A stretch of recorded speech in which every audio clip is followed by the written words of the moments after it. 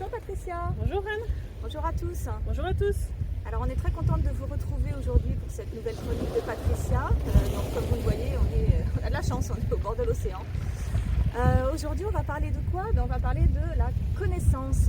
Alors connaissance avec un grand C, Patricia. Qu'est-ce que tu peux nous en dire par rapport notamment quand on parle des connaissances? Qu'est-ce qu'il y a comme différence? Alors la connaissance, pour moi aujourd'hui, c'est vraiment l'ensemble du réseau, parce que pour moi il y a un réseau dans le subtil, un peu comme il y a un réseau de justice, il y a un réseau de connaissances.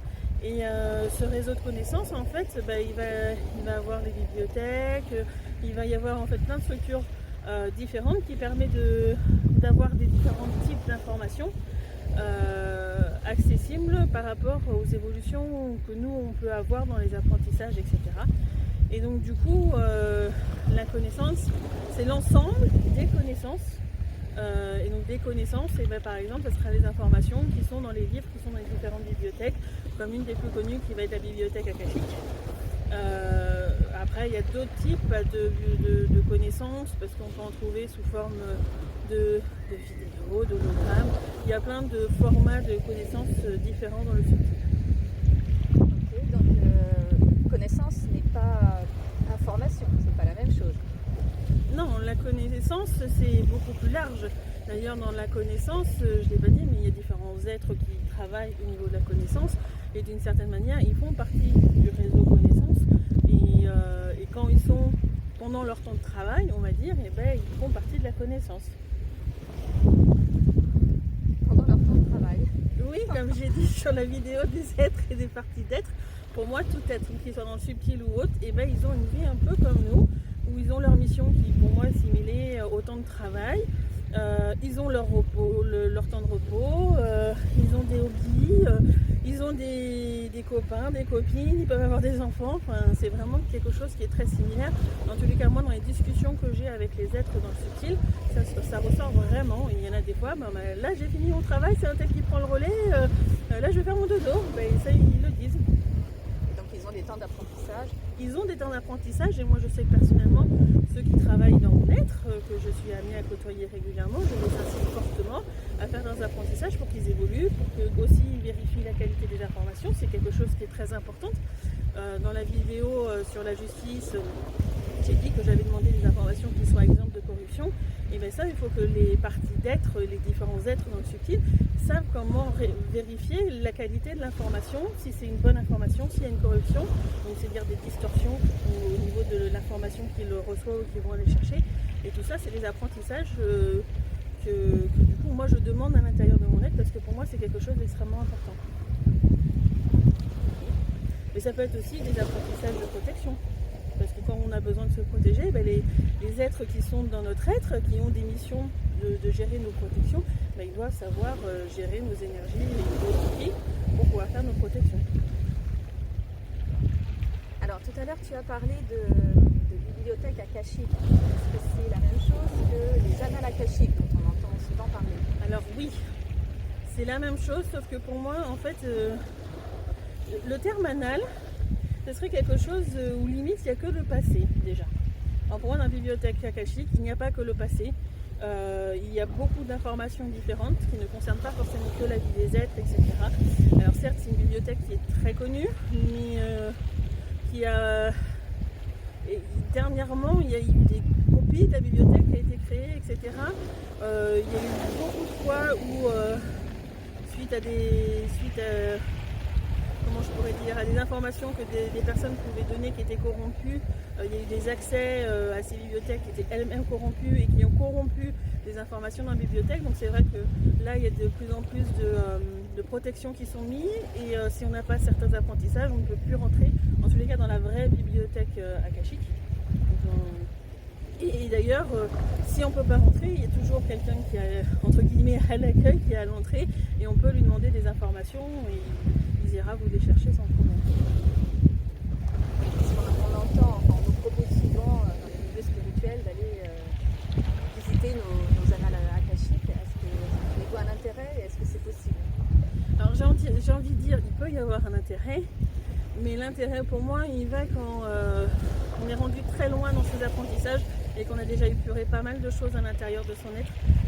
Moi, de ce que je vois, il y en a qui vont... franchement, moi personnellement, pour mon évolution, j'ai dû y aller 2 fois pour vraiment des points très précis où je ne pouvais pas avoir l'information ailleurs. Autrement, normalement, vos guides sont supposés vous donner les informations. Il y a plein d'êtres qui sont supposés vous aider à trouver les informations sans que vous alliez directement dans les annales akashiques. Parce que c'est des endroits qui, normalement, conservent les informations.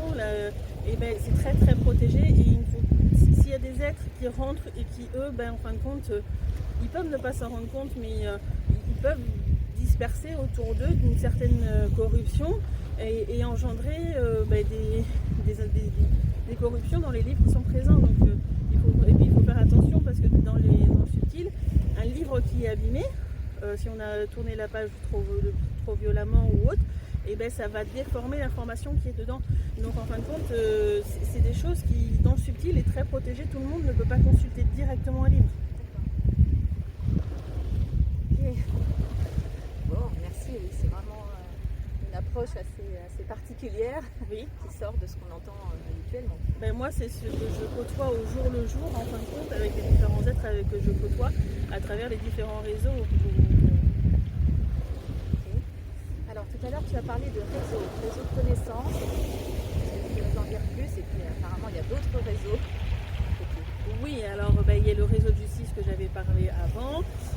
Il va y avoir le réseau de connaissances où du coup c'est le réseau qui va permettre de structurer les informations et qu'elles soient bien, j'ai envie de dire, stockées, bien protégées, bien aussi organisées. Parce que ceux qui travaillent dedans, en fin de compte, ils ont aussi pour mission de bien protéger les informations, de bien les organiser pour qu'elles soient facilement accessibles. Il y a le réseau d'apprentissage qui pourrait être pensé être le même, mais qui n'est pas le même. Les apprentissages, ça va être... il y a comme des écoles, où il va y avoir des guides, des enseignants, et puis ils vont aller se renseigner dans les différentes bibliothèques pour aller vérifier, parce qu'il n'y a pas que les bibliothèques akashiques, mais donc eux, ils vont aller voir les différentes bibliothèques pour vérifier quelles sont les informations qu'ils ont besoin pour mettre leur enseignement à jour. Et puis, ils vont faire des enseignements tout. Il y a comme des diplômes qui sont derrière. D'ailleurs, pour moi, aujourd'hui, en parlant d'apprentissage, j'ai conscientisé, il y a à peu près 1 an de ça, que normalement, un être, dans le subtil, est considéré comme être ascensionné quand il a validé son apprentissage de maître ascensionné. Maître spirituel, c'est la même chose. Donc c'est vrai que pour moi aujourd'hui, il y a des personnes qui vont nommer un tel maître ascensionné ou maître spirituel. Pour moi, ils ne le sont pas parce que c'est plus quelque chose qui dit pour moi sur l'ancien, sur cette planète, mais qui n'est pas validé dans le subtil. Et n'importe qui, je dis bien n'importe qui, peut aller à l'entrée du réseau de connaissances sur Rapaï et demander au gardien là-bas de connaître le nom des maîtres ascensionnés, de maîtres spirituels, de ceux qui ont validé ces apprentissages-là. C'est vraiment des... Là, tout le monde ne pourra pas aller chercher l'information lui-même, mais ils peuvent aller demander vraiment à l'entrée, à demander à avoir une information qui est exempte de corruption, qui est adéquate pour eux aussi, parce qu'il y a des choses des fois qui sont présentes, mais qui ne sont pas adéquates par rapport au niveau d'apprentissage où vous en êtes, qui va déstabiliser votre ligne à vous, etc. Et donc du coup, c'est très important de demander toujours des informations qui sont adéquates pour soi. Et alors pour bien expliquer comment y aller, je vais le faire en langage parce que c'est en langage sacré parce que c'est très compliqué à dire en français. Anaka opata itakara nakaomaka itakarama ototoko kapaitai. Nakaramaka nakaota takaita hahaha. Shaka opa nakarata itakarama nakatahota itakarana kalamaka takarata itakara nakauta shakapa otai taitai tahohakahi nakaramaka. Et juste petite précision, c'est que aujourd'hui il y a vraiment de très grosses protections et si jamais il y a des éléments qui ne sont pas en adéquation avec ce qu'ils demandent, avec les lois licites, les demandes en justice, ils ont vraiment appris à les faire ces dernières années et vraiment le moindre petite chose, ils font le demande en justice si c'est nécessaire parce que pour ceux qui travaillent sur les réseaux de connaissances, c'est extrêmement important pour eux. Tout ça. Et j'ai envie de dire la connaissance pour eux est vitale. Ils voient ça comme quelque chose de complètement sacré. Donc ils la protégeront à tout prix. Donc je précise parce que je sais que ça m'est arrivé de voir certaines fois des diffusions messages qui étaient présents, qui ont engendré des problèmes dans le subtil, où il y a vraiment eu des attaques, même si je sais que les personnes concernées n'en ont pas conscience dans la matière. Ça a été le cas, donc du coup maintenant ils font vraiment les demandes pour eux se sécuriser de leur côté. Donc voilà, je vais parler de réseau d'apprentissage. En fait il y en a plein, il y en a un peu pour beaucoup de domaines différents, mais je pense que c'est à chacun de les conscientiser au fur et à mesure. Quand eux, ça va être amené sur leur chemin de comprendre que ah tiens, il y a un réseau pour ça, ah j'ai accès à ça. Je pense que dans les plus importants, il y a le réseau de l'amour, parce qu'on fera une vidéo sur l'amour, je pense qu'on va la voir. Il y a la vidéo de justice, parce que du coup, pour moi, c'est aujourd'hui quelque chose d'essentiel de faire des demandes en justice, et dans le subtil, c'est devenu quelque chose d'essentiel aussi pour ceux qui veulent vraiment être dans le respect de tout.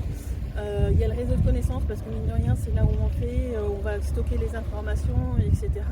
Il y a du coup le réseau d'apprentissage, parce que tout le monde fait ses mais tout le monde devrait, j'ai envie de dire, faire ses apprentissages. Donc voilà.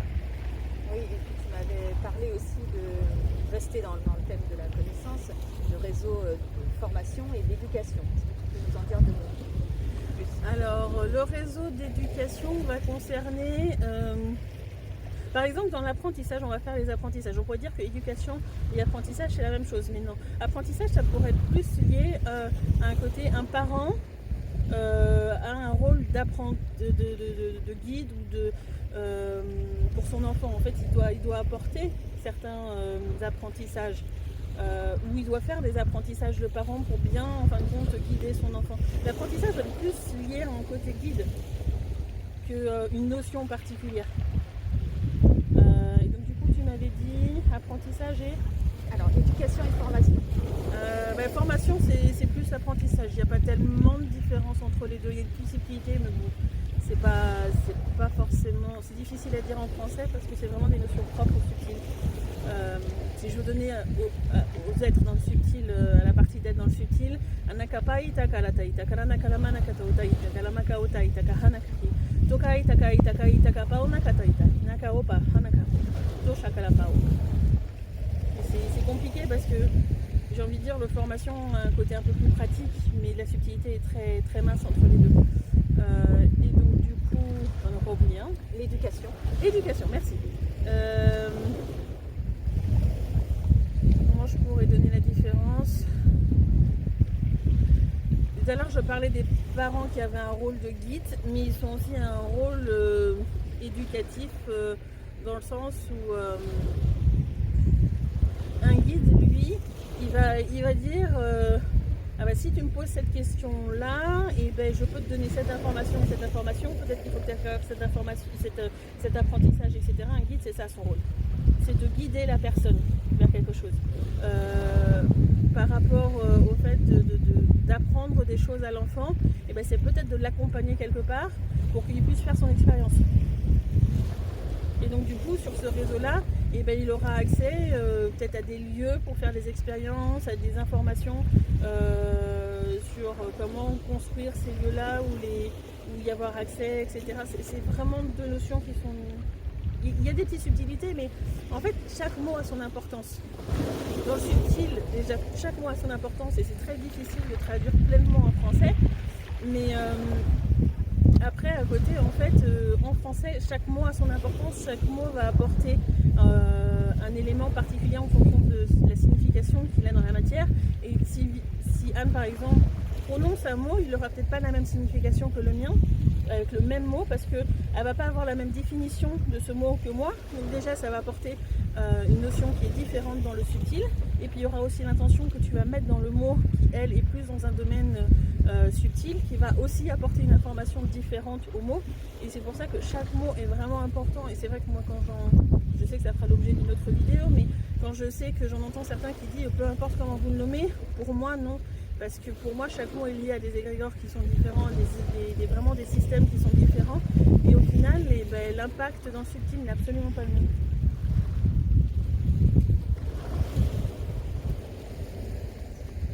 Très bien. Bon, merci pour tous ces éléments autour de la connaissance, des connaissances, des apprentissages aussi. On se retrouve très vite pour une autre chronique avec Patricia. Merci. Au revoir. Merci à tous. Au revoir.